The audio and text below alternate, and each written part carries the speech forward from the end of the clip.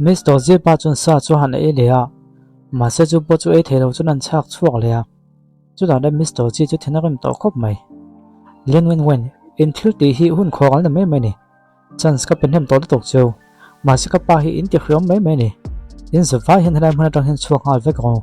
ti chuan lu company na kan tho hun po ti top al ve ka ne anga han ti chuan khong ai takin min ngai dam go khong ai takin chance dong min pele go adang kan lo siam de nge tin a han ngen de tongoi ngoi mai a ma se Mr. Zi chuan chance ka pen hem to tok chu wang chuan chance sin nei the to lawang a han ti a khong ai takin ke hi lu company a an direct to ka ni a hetian thila thleng ani chuan ka mo phona ni don sin chance dong min pele te a han ti chuan nung lama tang chuan Mr. Lu da chen lo thleng ve ta in chung chuang ai lo soya an ti chuan hey Mr. Zi thil pakhat khol fia ka tuma khong ai takin min tompui te a han ti a chu ta Mr. Lu chuan Mr. Zi pui ka ti khop mai kanau ten i hunan lo khawal nan sle ulaka wena hian thu pha choi turin ka kal ni pa te se chuan a panhina chuan kan ei siam thiam bek chu hei ka bula hina tinga ani hian ipa e du zong so siam thei nge yang ti ka tiama che an tia Mr. Lu chance ka peduro che ni rawa masen chin mai khan voi nga mo za chuin company ai o hian e in lo siam to a mase ka pa chuna e the thak lo maya chu bang chuan ka ring to lo che ni a han ti chuan zui chu an chong chuak ta Mr. Zu ke hi kaming chu zu tangi ania chuan lu company a hian e siam tu bek ka ni ipa den mun galo khuya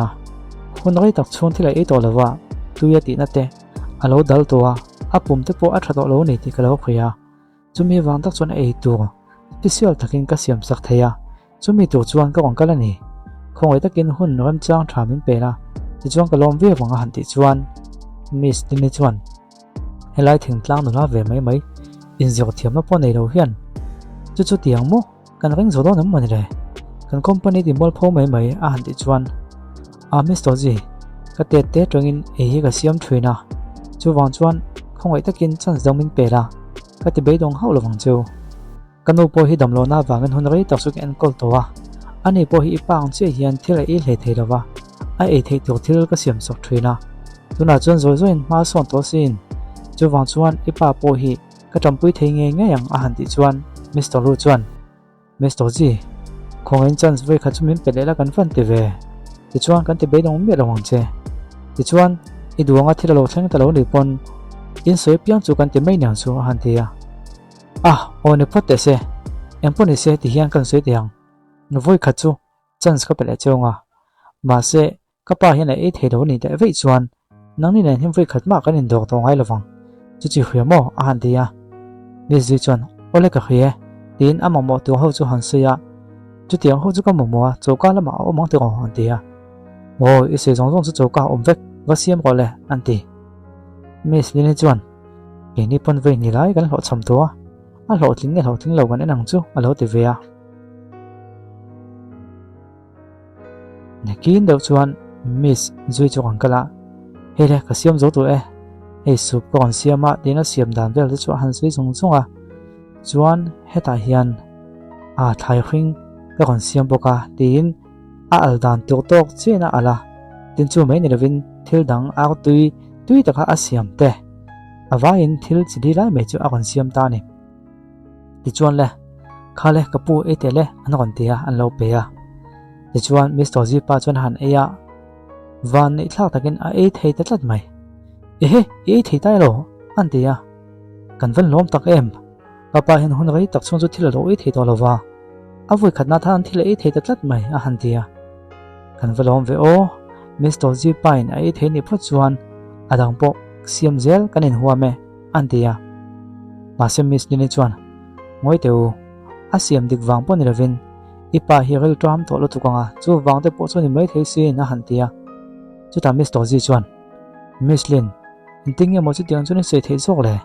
kapa den mun zong te in khachianga a ha san te po in khachiang vio ni rom ni enga tinge chu tiang chu ni ro zong in soya a han tia tu nei thon se kha chu in za lo na ka ngai ni a han ti chuan Mr. Lu po chuan lin wen voina hen kan company tam buai nei siama chu wang chuan min ti zak le ni i thil ti sual man hi ke man ka piang che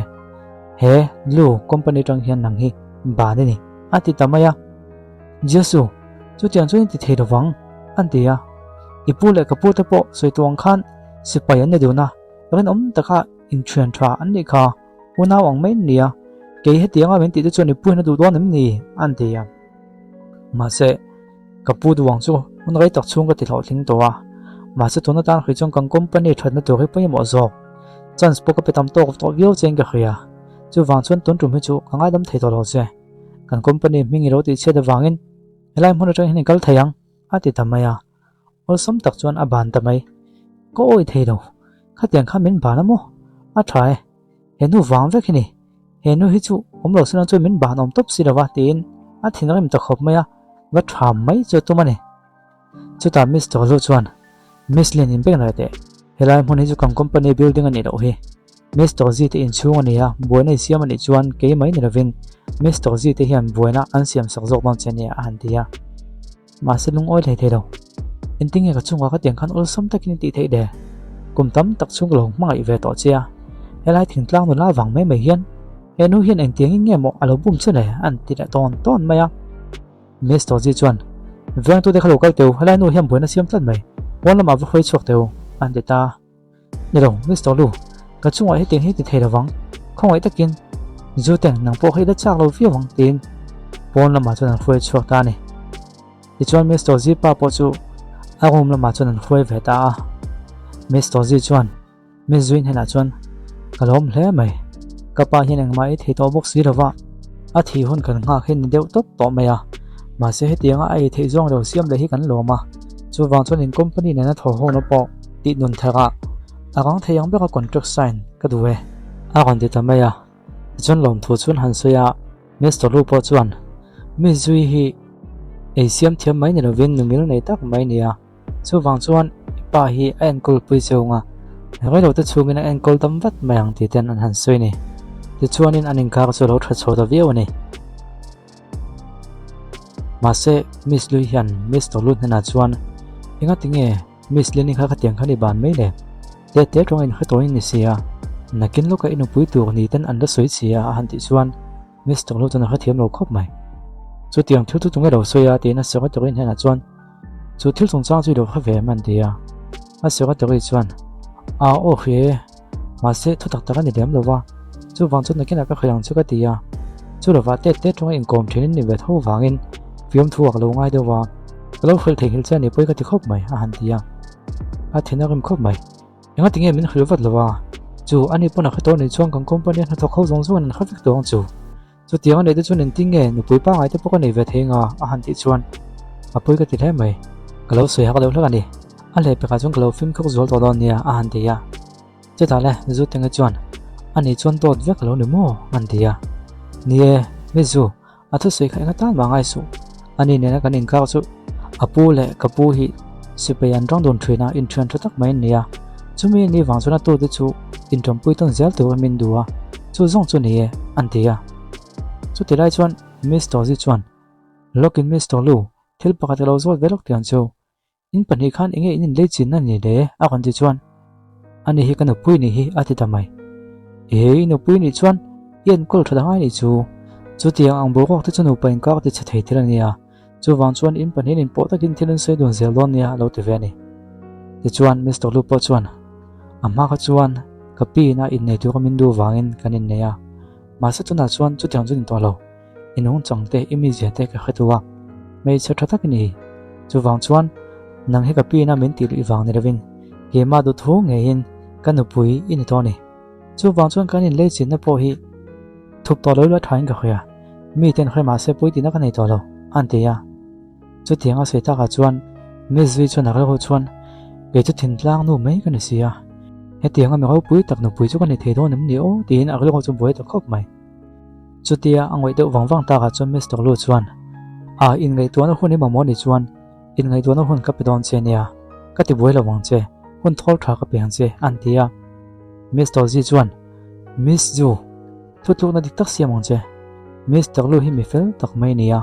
thutluk na i siam sual lo ni chuan mi fel tak mai chan don tin ani o an lo ti ni heti lai hian miss lini kha kon tlan lut le a nilo miss zu i lo lan atang hian miss to lu hi min chu sakani ka chhuat don lo che tin kut thlak le chu kan tuma ma se heti lai hian Miss Zui chu le men lu kon hai dewa a kan uak deuh thut mai a enting yom damdoi na kan kal khal don em niang a han tia ai damdoi na kal ka ngai lo ka thai ka lau thong deuh hlaka chu wang ne mai thei a han tia chu tilai chu Miss Lin chuan a tran tir te tang khan Miss Tolu hi ka pasal tu ani tua nang hian engkimi ti boi vek ani a han ti chuan Miss Toji chuan security ani kha pon lama khoi chuak wat che amel kha voi khat ma awanin lan to su se an tia chuta Miss Tolu chuan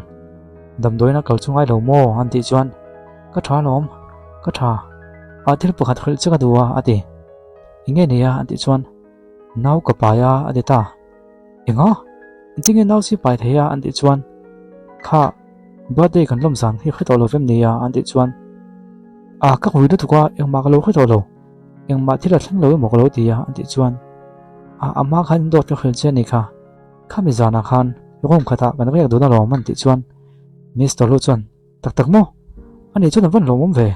chu wang ni don chu an tia ama do tong khan ka thil ei te tui dawa ko om te nom lawa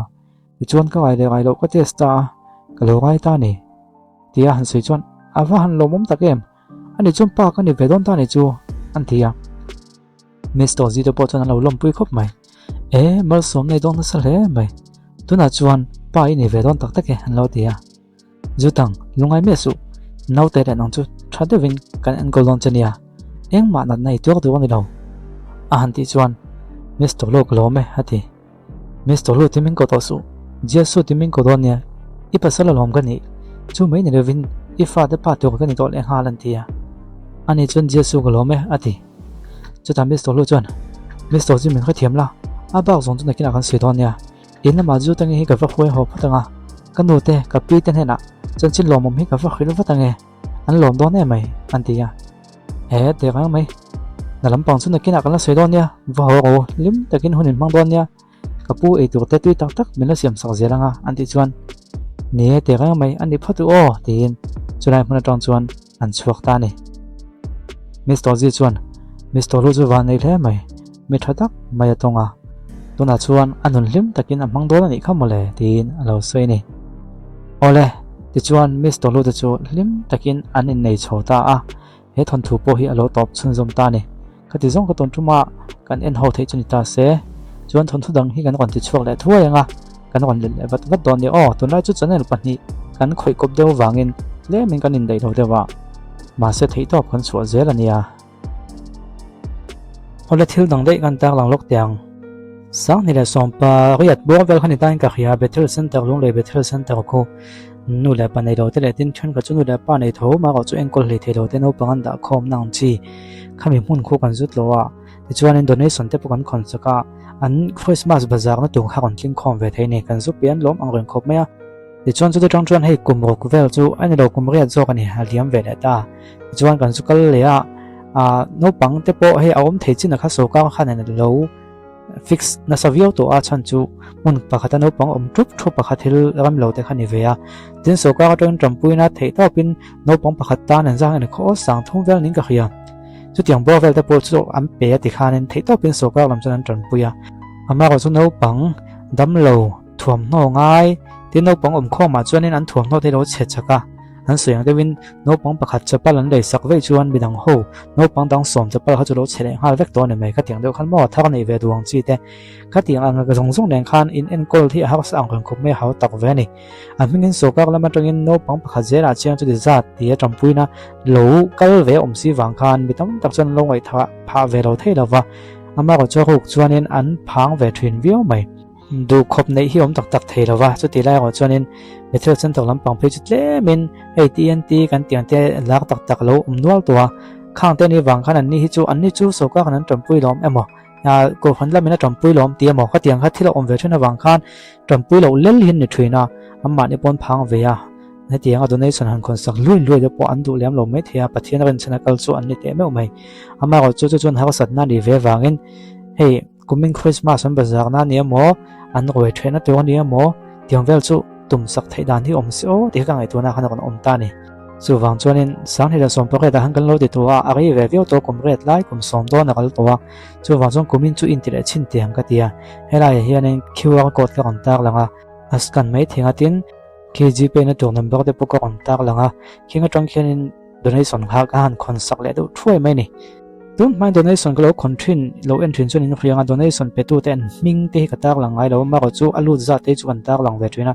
tunge pe ya to tenge ni ti ka tak lang vak vak ngai lo chan chu indian le hitam thina chan chu he nga mon neu hitam tu ni chu wang chuan ke chuanin a pe tu te ming hi ka tak lang lo wa en zan nge lut te ka tak lang mai thina chu ka kal phung thina ni amilo kha thiamala chu wang chuan kumin sang hela sum ni paruk an Christmas oi thena tu ni mo tin an thom no enga niang khatiang ang chi poloni ta se donation pe tu dan hi ka kon tak langa ke khi ala ma view na ngin ti ma kha thain ka khia alu thu khuk lem lo mo zep thuam lo wa ming tak lan lo ni pe chom poisa hi lut mong ve de laka ka tong tu huwa tho su chu wang chuan he donation kan han khonanga ba ka tha chho vel thang chu kan han khon chho wanga i bak tham ha August theng te chinang o tanga July ne he August July la August chung hi tu yang khon deuh ngon ka tila ala lu tam vak lo chuanin October kan hang kai chho mai tu ngai ta tho o me chu mi in phal ta tan helai bethel center no pang en ko ngai tak tak omte no le pa en kol tu momal nei lo te ta na Christmas an lo goi the ve theina tu te le thuam no an ma mo an le na tu te pe tu tan hun kan kon hong nei chu o to ne sang kan kon khona ni be me chu